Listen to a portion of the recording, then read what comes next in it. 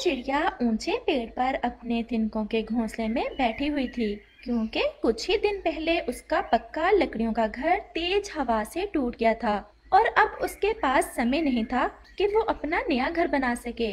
पास में ही एक कौवा और एक कौवी रहते थे, जिनका घर पक्का था और लकड़ियों से बना हुआ था।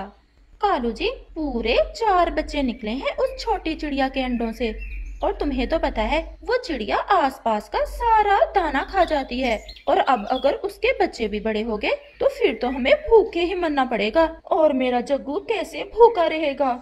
गौरी, मुझे भी यही चिंता खाई जा रही है। अब तो हमें उस चिड़िया का कुछ ना कुछ तो करना ही होगा। मेरे पास एक उपाय है, तुम जग्गू का ध्यान रखना और मैं जाता हूँ चिड़िया के पास। और फिर कालू कौवा चिड़िया की तरफ जाता है। चिड़िया बहन, कैसी हो? क्या हो रहा है? कालू भैया, मैं तो बस दाने को जाने ही वाली थी, मेरे बच्चे भूखे हैं। चिड़िया, आजकल जंगल में एक चील आती है। अगर उस चील ने तुम्हारे बच्चे ऐसे देख लिए तो वो तो तुम्हारे बच्चे खा जाएगी। हाय, मैं मर गई, मैंने तो कभी नहीं देखा उस चील को। वो छुप कर आती है, लेकिन तुम चिंतित ना होना। जब चिड़िया तुम भोजन लेने जाओ तो बच्चों के पास मुझे छोड़ जाया करो, मैं तुम्हारे बच्चों का ध्यान रख लिया करूँगा। और तुम वापस आते समय मेरे लिए थोड़ा दाना ले आया करना। चिड़िया तो कौवे की बात सुनकर बहुत खुश होती है और वो कौवे को अपने घोंसले में छोड़कर भोजन की खोज में निकल जाती है। अब तो इन बच्चों को चील खाएगी, लेकिन मुझे तो पता नहीं कि चील कहाँ रहती है। हाँ, मैं ऐसा करता हूँ, गोरी को भेजता हूँ कि वो चील को बता दे कि बच्चे अकेले हैं, आए और आकर खा जाए इनको। फिर कौवा बच्चों को छोड़कर तुरंत अपने घर जाता है। गोरी, जल्दी जाओ और अपनी सहेली चील को बुला लाओ। चिड़िया भोजन लेने गई है और बच्चे घोंसले में अकेले ही हैं। जब चील बच्चे खा जाएगी तो फिर हम उस चिड़िया का भी अंत कर देंगे। कालू, चिड़िया के आने से पहले पहले मैं लेकर आती हूँ अपनी सहेली को, तुम जग्गू का ध्यान रखना। और फिर गोरी चील को लेने चली जाती है। उसे चील के घर का पता था, इसलिए वो नदी के ऊपर से उड़ती हुई सीधी चील के घर की तरफ जाती है। वो अभी थोड़ा दूर ही थी कि वो देखती है कि चील तो बैठी एक कौवे को मारकर खा रही थी और मजे कर रही थी। ये क्या, मेरी सहेली कौवे भी खाती है? लेकिन चील सहेली ने तो बताया था कि वो कभी कौवे नहीं खाती, तो फिर क्या ये मेरी सहेली मुझसे झूठ बोल रही थी? मुझे तो यहाँ से भागना होगा, मेरी सहेली बनी ही मुझे खाने के लिए होगी। और फिर ये देख तो गोरी वहाँ से भाग जाती है।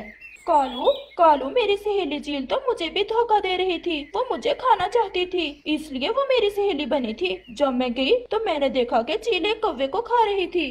परंतु गोरी, अब हम कैसे मारे उस चिड़िया के बच्चों को कि सांप भी मर जाए और लाठी भी न टूटे? अगर हम खुद मारे उन बच्चों को तो चिड़िया को पता चल जाएगा। और फिर रात हो जाती है और कौवा और कौवी अपने बेटे के साथ अपने घर में सो जाते हैं। चिड़िया भी अपने 4 छोटे छोटे बच्चों के साथ अपने तिनकों के घोंसले में सोई हुई थी। और फिर दूसरे रोज चिड़िया अपने बच्चों को साथ लेकर कौवे के घर जाती है। कौवे भैया, दरवाजा खोलें, मैं अपने बच्चों को आपके घर छोड़ने आई हूँ, मुझे भोजन लेने जाना है। कालू, अब क्या करें, ये चिड़िया तो अपने बच्चे ही हमारे घर ले आई है। एक बार इसे अंदर तो आने दो। और फिर कौवा दरवाजा खोलता है और चिड़िया कौवे के घर में चली जाती है। कौवे भैया, आप बच्चों के पास आए ही नहीं थे, मुझे देर हो रही थी, इसलिए मैं अपने बच्चे ही आपके पास ले आई हूँ। चलो अब जाओ और शाम को भोजन लेती आना हमारे लिए। चिड़िया वहाँ से चली जाती है। कालू जी, अब कैसे जान छुड़ाएं इस चिड़िया से और इसके इतने ज्यादा बच्चों से? चुप करके बैठो, अब अगर शोर किया तो मैं तुम सबको चील के हवाले कर दूंगा। और फिर वो बच्चे डर कर बैठ जाते हैं। चिड़िया नदी से पानी पीती है, अपना भोजन खाती है और अपने बच्चों के लिए और कौवे के लिए थोड़ा भोजन लेती है और घर वापस आ जाती है। कौवे भैया, ये लें भोजन, बस इतना ही मिला था, उसमें से आधा मैं आपके लिए ले आई हूँ। और फिर चिड़िया अपने बच्चों को लेकर वहाँ से चली जाती है। ये तो बहुत अच्छा हुआ जो कौवा मेरा दोस्त बनकर थोड़े भोजन के बदले में सारा दिन मेरे बच्चों की रक्षा करता है। चिड़िया खुद से ऐसे कहती है, लेकिन वो चिड़िया ये कब जानती थी कि वो कौवा तो उसके बच्चों को और उसे मारने के उपाय ढूंढ रहा है, वो तो ये सब नाटक कर रहा है। और फिर रात हो जाती है। कालू जी, दिन दिन गुजरा जा रहा है और उस चिड़िया के बच्चे बड़े हो रहे हैं। कालू जी, तुम भी किसी काम के नहीं, या तो भगाओ उस चिड़िया को यहाँ से या फिर मार दो उस चिड़िया के बच्चे। अगर वो सब बड़े हो गए तो सारा दाना वो खा जाया करेंगे। वो ऐसी बातें कर रहे थे कि आसमान पर बादल जोर से गरजता है। कालू, बाहर तो बादल आ गए हैं, आसमान पर काली घटाएं छाई हुई हैं और फिर तेज बारिश शुरू हो जाती है। गोरी, जो हम ना कर सके वो इस बारिश ने कर दिया। अब तो भीगेंगे वो बच्चे इस बारिश में और मरेंगे। बारिश बहुत तेज है। मैं अपने बच्चों को साथ लेकर अपने दोस्त कालू कव्वे के घर चली जाती हूँ। वह जरूर ऐसे मौसम में मेरी मदद करेगा। वो चिड़िया कालू के घर की तरफ चली जाती है। कालू भैया, बारिश बहुत तेज है, दरवाजा खोलें, मुझे अंदर आना है। कालू जी, अब खोलना देना दरवाजा, मरने दो उसे ऐसी तेज बारिश में। चिड़िया, मैं इस समय तुम्हारी कोई मदद नहीं कर सकता। मेरा घर छोटा है और मेरा बेटा सोया हुआ है। कालू भैया, ये आप क्या कह रहे हैं? आपको तो मेरे बच्चों की बहुत चिंता थी और अब ऐसे मौसम में जब मुझ पर परीक्षा आई तो अब आपने मुझसे मुंह मोड़ लिया। चल भाग यहाँ से। आई बड़ी मेरी दोस्त बनकर। मैं पहले भी तुम्हें मारना चाहता था, लेकिन मैं ऐसा ना कर सका। और अब तो तुम्हें मारेगी ये बारिश, फिर मैं क्यों बचाऊं तुम्हें? भागो यहाँ से। भाग भाग, हमें तंग न करो। चिड़िया तो ये सब सुनकर बहुत दुखी हो जाती है। बारिश भी तेज थी, उसे कुछ समझ नहीं आ रही थी कि ऐसी बारिश में वो कहाँ जाए। वो वहाँ से उड़ने ही वाली थी कि पास वाला पेड़ उसे आवाज देता है। चिड़िया, मेरे तने में ये जो सुराख है, तुम इसे अपना घर बना लो और इसमें अपने बच्चों को साथ लेकर बैठ जाओ। ये शेड बाहर से छोटा है, अंदर से तो ये एक बड़े घर जितना है। चिड़िया ये सुनकर बहुत खुश होती है।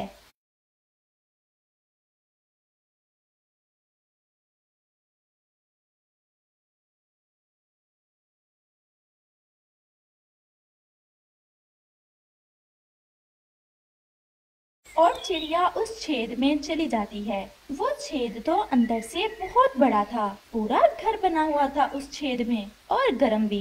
एक तरफ फल पड़े हुए थे। चिड़िया वो फल खाती है और अपने बच्चों को खिलाती है और फिर उस छेद में बैठकर मौसम के मजे लेने लगती है। बारिश तो बहुत तेज थी, परंतु चिड़िया को अब बारिश की कोई चिंता न थी।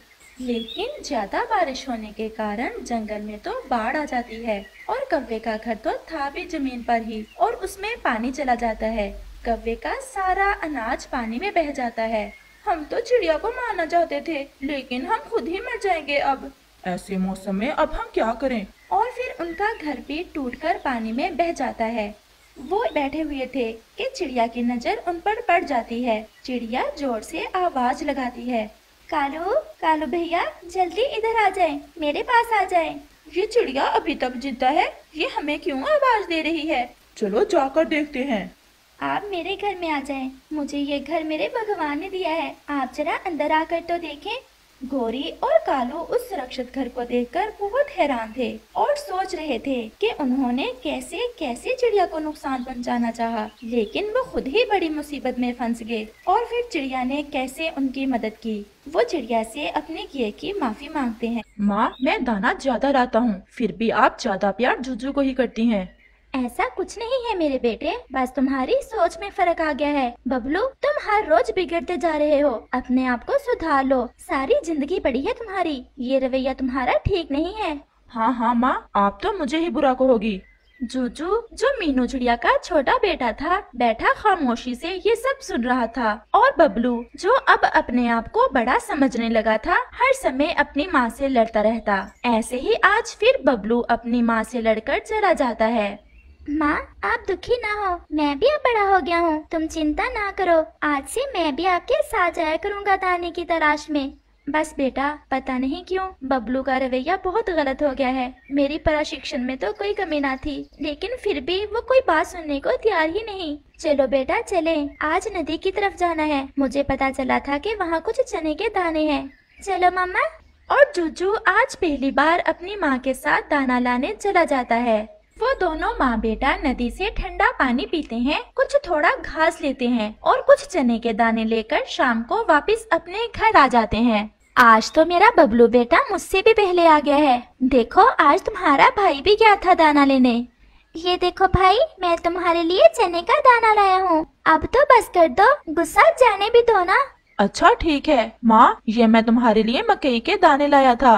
मेरा बेटा बहुत मेहनती है। जब तुम मेरे लिए ऐसे कुछ लाते हो ना तो मुझे बहुत गर्व महसूस होता है अपनी संतान पर। बस तुम ज्यादा गुस्से ना हुआ करो। और ऐसे वो बातें करते करते सो जाते हैं। बबलू बेटा, आज इकट्ठे जाएंगे। मैंने सोचा है आज थोड़ा दूर चलते हैं। मैंने सुना है जंगल के बाहर की तरफ अमरूदों का बाग है और अमरूद पके हुए भी हैं। नहीं माँ, आप चलो, मैं बाद में आता हूँ। बबलू ऐसा कहते हुए चला जाता है। इसे हमारा साथ पता नहीं क्यों अच्छा नहीं लगता। गैरों के साथ बहुत खुश रहता है। अपनी माँ और भाई के साथ जाना इसे अच्छा नहीं लगता। हाँ भी बबलू, कैसा चल रहा है? तुम तो पागल हो जो सारा दाना इकट्ठा करके घर ले जाते हो। भला तुम्हें क्या जरूरत है इतनी मेहनत की? तुम्हारे लिए तो चंद दाने ही काफी हैं। मेरा मशवरा मानो तो छोड़ो उस घर परिवार को। और अब तुम वैसे भी बड़े हो गए हो, अपना कोई ठिकाना बनाओ और छोड़ो ये सब। कहती तो आप ठीक हो। अगर मुझे दाने की ही फिक्र हो तो मैं ढेर लगा लूं अपने घोंसले में दानों का। मुझे तो साथ साथ माँ और जूजू के लिए भी कुछ न कुछ लाना पड़ता है। सुना है कल से जूजू भी जा रहा है अपनी माँ के साथ दाना लेने। हाँ आंटी, कल खूब बातें सुनाई थी मैंने जूजू और माँ को। फिर गया था कल पहले दिन। ऐसे तो वो सारा दिन घर में ही बैठा रहता था। बबलू, मेरा तो मशवरा यही है कि अब तुम अलग घर बना लो, आगे तुम्हारी मर्जी। हाँ चमकीलो आंटी, मैं भी यही सोच रहा हूँ। चमकीलो कौवी और बबलू चिड़ा ऐसे बातें कर रहे थे कि वहाँ मीनू चिड़िया भी आ जाती है। बेटा, तुम आए नहीं, शाम हो गई है। चलो घर चले, हम ले आए हैं तुम्हारे लिए भी कुछ खाने को। और ऐसे बबलू अपनी माँ के साथ चला जाता है। माँ, मुझे न्याय चाहिए, मेरे साथ न्याय नहीं हो रहा है। अब क्या हुआ बेटा? अब क्या किया है हमने? बस माँ, मुझे अब आपके साथ नहीं रहना। मेरे सब दोस्त यही कहते हैं कि मैं अब बड़ा हो गया हूँ और अगर मैं अकेला रहूँ तो मैं बहुत ज्यादा दाना जमा कर सकता हूँ। मेरा ये आखिरी फैसला है। बेटा, तो फिर क्या तुम हमें अब इस घर से निकालने वाले हो? नहीं माँ, मैं इतना बुरा नहीं हूँ। बस मैं जा रहा हूँ दूसरे जंगल में अपनी नई दुनिया बसाने। तुम मेरे बेटे हो, लेकिन तुम बहकावे में आए हुए हो। तुम्हारे दोस्त तुम्हें ये नहीं बताते कि जो जिंदगी का मजा मिलजुल कर रहने में है, वो खुशियाँ तुम अकेले रहकर कभी हासिल नहीं कर सकते। देखा नहीं जूजू कैसे हर समय मेरा ख्याल रखता है। इस जूजू की वजह से तो मैं इस घर में रह नहीं सकता। भाई, अब तो मैं दाना लेने भी जाता हूँ। अब तुम बेशक घर में ही रहा करो, हम ले आया करेंगे तुम्हारे लिए भी दाना। बेटा मान जाओ, क्यों हमें दुख दे रहे हो? नहीं माँ, मैं ढेर सारा दाना इकट्ठा करना चाहता हूँ, सब पक्षियों से ज्यादा दाना, और वो मैं आपके साथ रहते हुए कभी नहीं कर सकता। और ऐसा कहते हुए बबलू वहाँ से चला जाता है। कितना छोटा सा था, जब एक दफा बीमार हो गया था तो मैंने पूरी 7 रातें जाकर गुजारी थी इसके लिए। अब ये मेरा बेटा मुझे ही बातें सुना रहा है। माँ, मैं हूँ ना आपके पास, मैं हमेशा आपके पास ही रहूँगा। चमकीलो आंटी, आज मैं छोड़ आया हूँ उस घर को और अब मैं अकेला ही रहूंगा। दूसरे जंगल की तरफ जा रहा हूँ। अब अगर एक दाना खाऊंगा तो एक भी जमा करूँ तो 1 महीने में पूरे 30 बनेंगे। हाँ हाँ बेटा, जाओ, बहुत अच्छा किया। ये घर परिवार सब फजूल की चीजें हैं। और बबलू पास वाले जंगल की तरफ चला जाता है। माँ, आपकी तबीयत ठीक नहीं है आज। वैसे भी मुझे पता है आप रात भर नहीं सोई बबलू भैया की वजह से। आप मुझ पर विश्वास करो, मैं लाऊंगा दाना अपने लिए भी और आपके लिए भी। मुझे तुम पर पूरा विश्वास है मेरे बच्चे, बस तुम अभी छोटे हो ना, इसलिए बहुत डर लगता है। माँ, एक ना एक दिन तो मुझे अकेले जाना ही है ना, तो आज ही सही। जाओ मेरे बच्चे, जाओ। और ऐसे आज जूजू अपनी माँ के बिना पहली बार दाने की तलाश में निकल जाता है। जूजू नदी के पास जाता है तो कालू कौवा उसका रास्ता रोक लेता है। ये इलाका हमारा है भाई, तुम कोई और जगह तलाश करो अपने लिए। ये इलाका आपका सही, लेकिन ये जंगल तो किसी का नहीं है। मैं कहीं और से दाना ढूंढ लूंगा। और ऐसे कालू कौवा जूजू को छोटा देखकर वहाँ से भगा देता है, लेकिन वो हिम्मत नहीं हारता। वो उड़ता उड़ता खुले मैदान की तरफ निकल जाता है। वहाँ उसे चावलों के कुछ पौधे नजर आते हैं। वो बहुत खुश होता है और जल्दी से कुछ चावल लेकर वापस अपनी माँ की तरफ उड़ता है। वो आज बहुत खुश था क्योंकि आज पहले ही दिन उसने इतने सारे चावल के दाने ढूंढ लिए थे।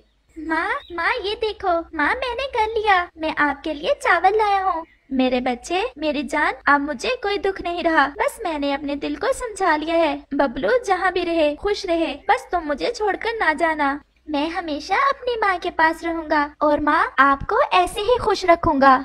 उधर बबलू ने दूसरे जंगल में जाकर अपने लिए घर भी बना लिया था और वहाँ पर दाने की भी कोई कमी ना थी। अब वो दाना जमा करने की अपनी इच्छा अच्छे से पूरी कर सकता था। जल्द ही उसने अपने नए घर में ढेर सारे दाने जमा कर लिए थे, लेकिन अब वो थोड़ा उदास रहने लगा था, क्योंकि पहले जो खुशी उसे 1 या 2 दाने हासिल करके मिलती थी, अब इतना जमा करने के बाद भी ना मिलती। और फिर आहिस्ता आहिस्ता उसकी ये उदासी बढ़ती गई। उसके पास दाना तो था, लेकिन कोई उससे प्यार करने वाला नहीं था, कोई भी नहीं था जिससे वो रूठे और वो उसे मना ले। अब तो बबलू को रात को नींद भी नहीं आती थी। वो ऐसे ही परेशान होकर बैठा हुआ था कि वहाँ पर तोता आ जाता है। हम यहाँ के पुराने बासी हैं। जब से तुम यहाँ आए हो हम सब देख रहे हैं, तुम इतना कण इकट्ठा कर रहे हो।